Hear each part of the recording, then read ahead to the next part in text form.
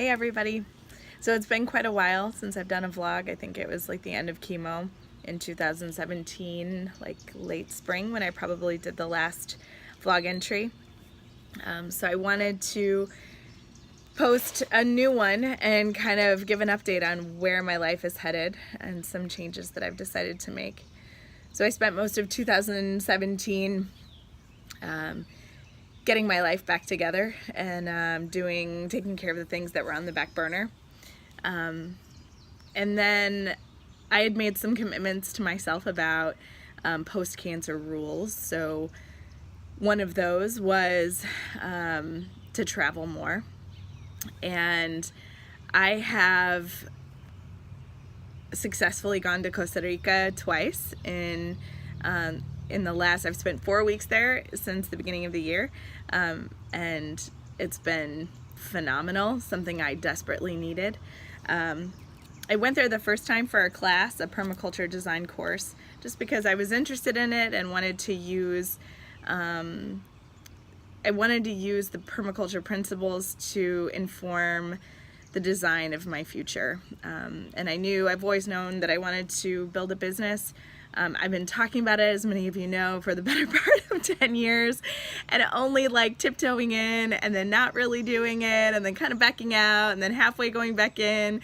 And I've had some good reasons and some not so good reasons for that over the years.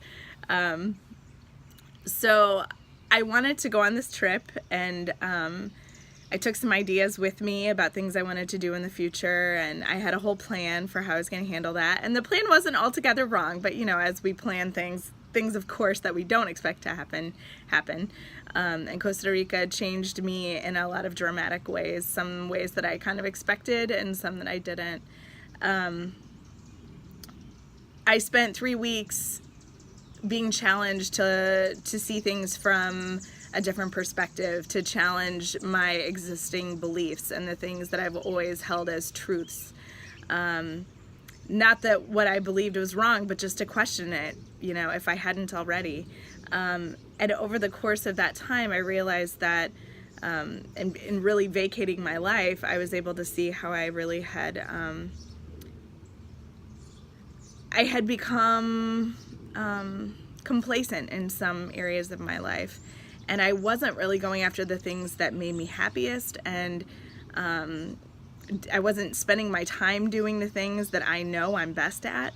And I was feeling resentful about that, and sort of lonely and lacking fulfillment. And I also was recognizing that you know, I had some close friends slash family members and a couple patients that over the course of like 2 weeks demonstrated through with their own life experience of either death or illness, reminding me of the fragility of life, reminding me of you know, the short time span that we have, reminding me that I got a second freaking chance, and what the hell was I doing with it? And it was hard. It's hard for me to even talk about. But the reality is, you know, at the end of the day, when I lay on my deathbed, I'm the only one I have to live with. I'm the only one that I have to talk to and think about.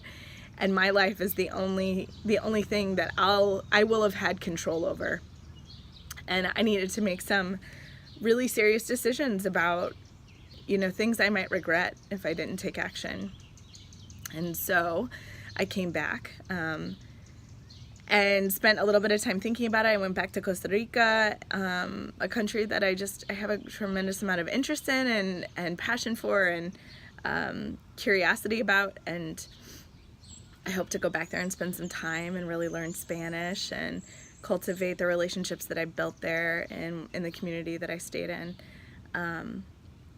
But beyond that, I recognize that I love coaching. And I mean, I've known that for a long time. I've done that off and on the side for many years. People have been coming to me with their struggles and needing inspiration and courage and someone to facilitate finding their own clarity. for years, since I was a kid in school. My friends used to come to me for help a lot, and it's something that I love. I've been doing it with my patients my whole career, and I don't really believe that we can facilitate guidance for people in areas where we haven't had to do our own learning and our own healing and struggling. And I'm great at building relationships and building community, but it's also the place where I've had to do the most healing. I think it's, the best spiritual tool for personal growth. We're challenged the most, we're triggered the most, and we experience the most joy from our relational and social interactions. And I believe that that's how we measure the quality of our life. At the end of the day, we measure our life in love. And so I feel that at a time in our world when we're more linked than we've ever been, and yet we're feeling the most isolated, the most overwhelmed, the most lonely we've ever been in our lives, and as a culture.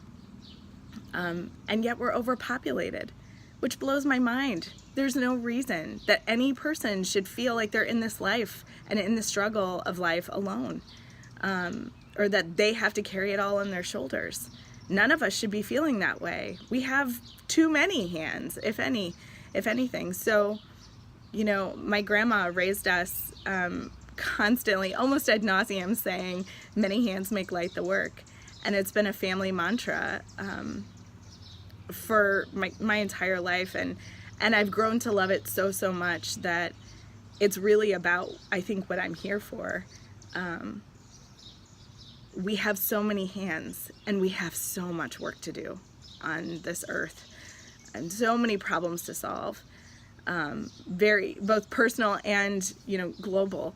And if there was ever a time when we needed those hands to be working together to make light the work, now is the time. But that only happens if we invest in the soft skills. We never want to take time and energy to invest in the quality of our relationships, both with ourselves, starting with ourselves, with something greater like the divine, in whatever form you find the divine, and in our relationships and building community. We go after projects and partnerships and business, and we don't go looking for help with relationship stuff and organizational culture until the shit's hitting the fan, and everything's falling apart, or already has. And we do the same thing in relationships. We wait until we're on the verge of divorce, or we've been struggling for years with our kids, or whatever. And I believe that any time is the best time to go. However, to go invest in that skill set. But what would happen if we started at the beginning? What would happen if we started as early as we could, as early as we were aware, to take the time to really make sure that we're building the healthiest communication processes and practices, that we are really clear and everything's transparent and out on the table around the way that we, the vision that we have for our future, the dreams that we share. What if we were all on the same page, and we had a practice and a process in place to handle struggle when it came along, so that struggle galvanized the relationship and was the fuel then for even greater success down the road, instead of it being just something we have to get through. And at best, without investing in it, it's just a glass ceiling. It will always hold us back. But it could be, the fabric of the flying carpet that takes us to, our dreams. Or it could be the quicksand that totally dissolves every dream we've ever had. And I've been through a divorce. I've struggled with a life of anxiety, in a past life. I mean, I still struggle with it sometimes, but I have practices in place that I know I know how to keep it from being a way of life now. You know, I have a long history with codependence and addiction in relationships, and have had to do a great deal of healing around that. I've lost, you know, I lost a baby. I've gone through chronic disease and cancer, and had to go through some really difficult times in the healing process. I've been through a lot of things, and I've learned how to cultivate resilience in that process. And I want to do that with all of you that feel like it would be good for you. So I'm starting a coaching practice full time, and I told my boss that I'm planning to leave in the fall, and I'm scared. I'm super scared, and I'm really, really excited. Thanks so much for tuning in, and I hope that you have a wonderful rest of your spring, beginning of summer. Bye.